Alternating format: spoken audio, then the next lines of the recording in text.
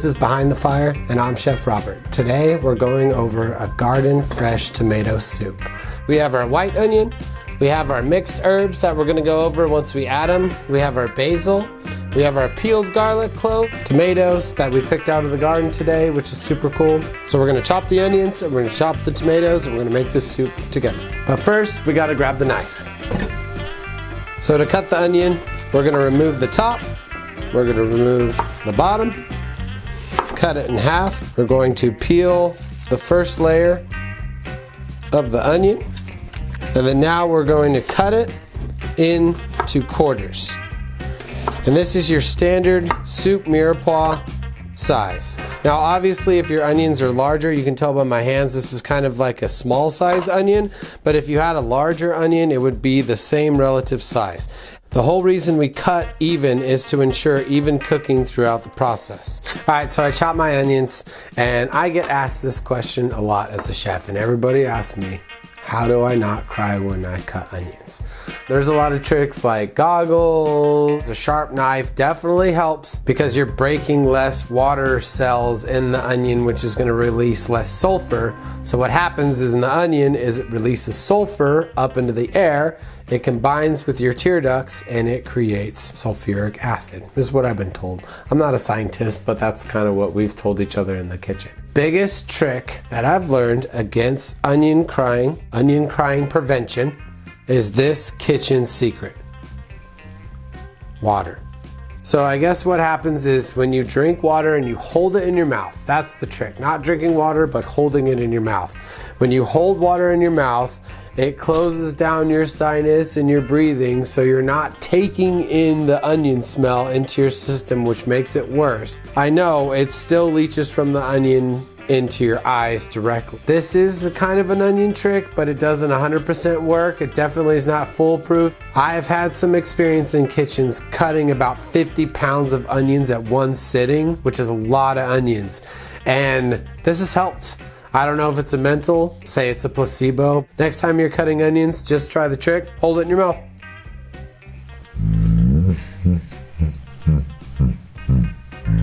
So now that our onions are cut, we're gonna start sauteing those first because you wanna get a nice deep caramelization on your onions. This is not your getting them translucent, this is really roasting them down. The more you roast your onions down, the more sweetness you're gonna put in. Basically, this entire system is manipulated by how much sugar you want.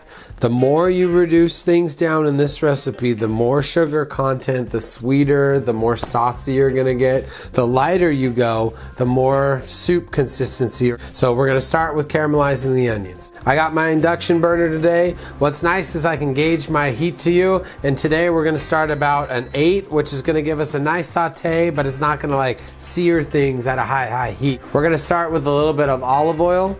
Make sure your pan is hot. So we're gonna add our olive oil, sunflower oil, algae oil, 3 preferred, most sustainable. We're gonna go olive oil. Add your onions.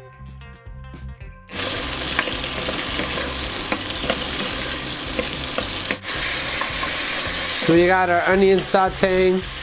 We're gonna add a little bit of salt. Remember, you always wanna season through the process of cooking. That way you get to the end, you don't have to season it from 0 salt to fully salt. It's the only trick that I think you should take away from the recipe is make sure you season throughout. So we're sauteing our onions. Again, we're gonna saute these pretty dark. And while we're sauteing, we're gonna start prepping our tomatoes. So to prep our tomatoes, it's very simple. We're just gonna remove the top, we're gonna cut down the middle, and then each side into 4 pieces.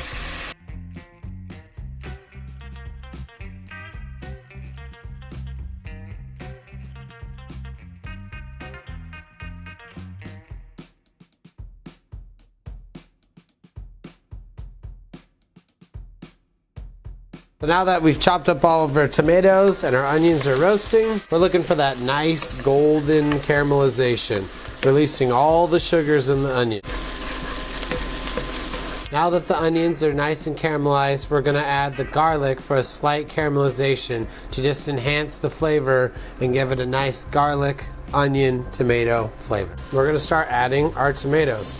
What's nice about a juicy vegetable like tomatoes is it's going to deglaze the pan on its own. But if you want to add white wine or red wine to deglaze the pan, you can. I just prefer to go with the straight tomato, so it's onion, tomato things. I like to keep my soups very, very simple. It's the ingredients that speak for themselves. So I'm going to add the tomatoes. All the juice is going to deglaze. We're going to roast these down to a nice caramelization as well.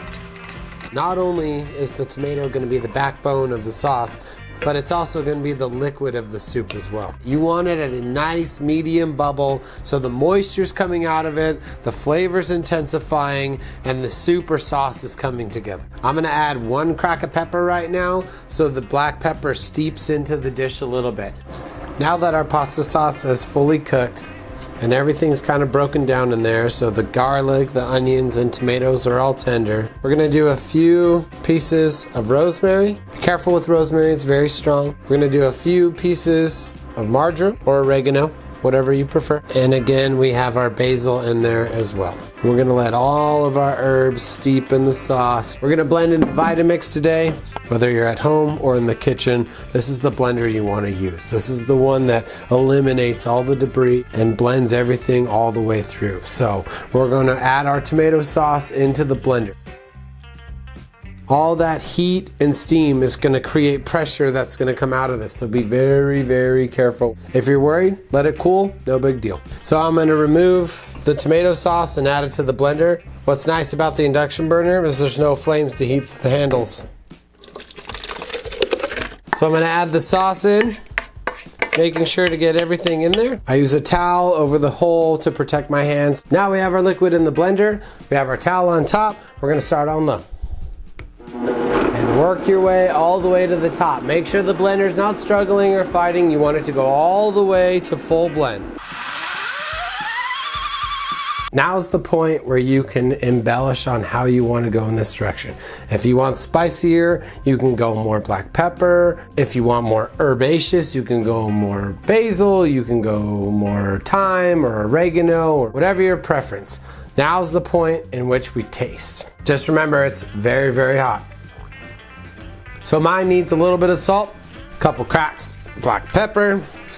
After our final seasonings, you can serve it with anything. A little bit of basil oil, a little bit of Parmesan on top, maybe some little croutons, some fresh basil. It's a delicious soup.